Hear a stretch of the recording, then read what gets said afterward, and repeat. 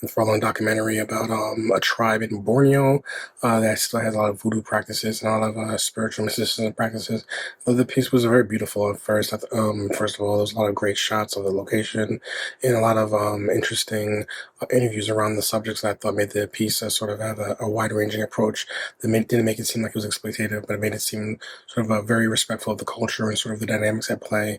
I think there's a lot of confusion about these type of tribes and their approach to spirituality that it makes it seem like it's a devilish work inherently. And for those people, it's a very faith-based work. And I thought there was an interesting dichotomy with those approaches that the documentary was able to capture quite well. And there was an intimacy to the narrative and being with these people on the ground that I thought made the piece very easy to get into and to enjoy. Upon seeing the titles of this film, I thought it was going to be a lot creepier and scarier than it was. It was actually a lot more informative than I realized it was going to be. So I appreciated that a lot.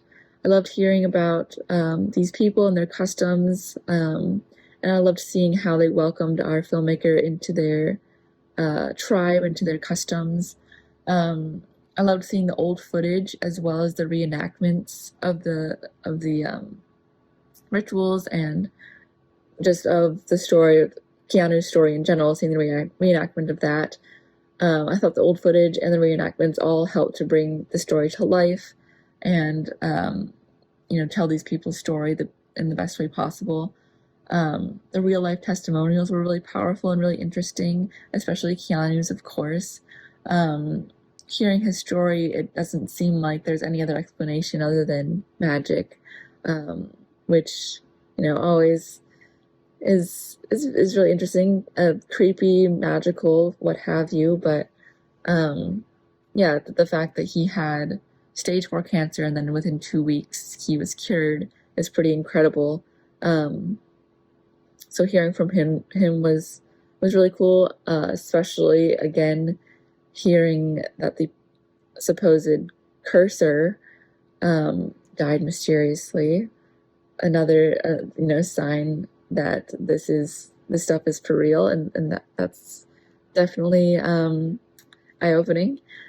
But yeah, I really enjoyed this film. I thought it was really informational. I had not heard of this tribe before. I had heard of voodoo magic and curses, but hearing more in depth into that was super cool. I thought this film also did a great job with its cinematography. We had some really beautiful overhead shots and drone shots and of the village and the tropics. I thought it was really interesting and fascinating.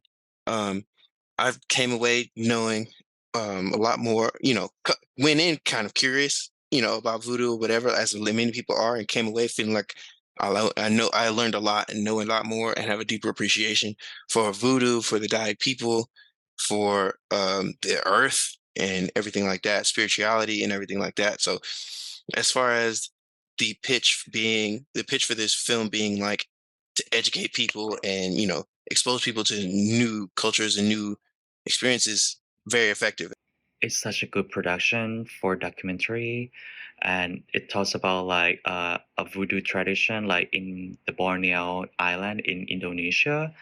And it's not like something like more like thriller or like a horror, but the subject itself is so dark, and the way the filmmaker like portray like the subject, like the idea, the concept of this short, it's well done. It just kind of like playing itself, like unfolds like the darkness, like the mystery of like this like belief like in the tribe, and it show like why people so like intertwined with this tradition, like this voodoo like rituals.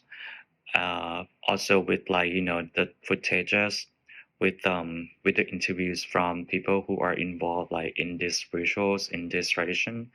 It's kind of like as sure that this one is real. It's not as like mythical kind of thought. It's kind of like happening like in this world, like alongside like the modern like societies like across the world.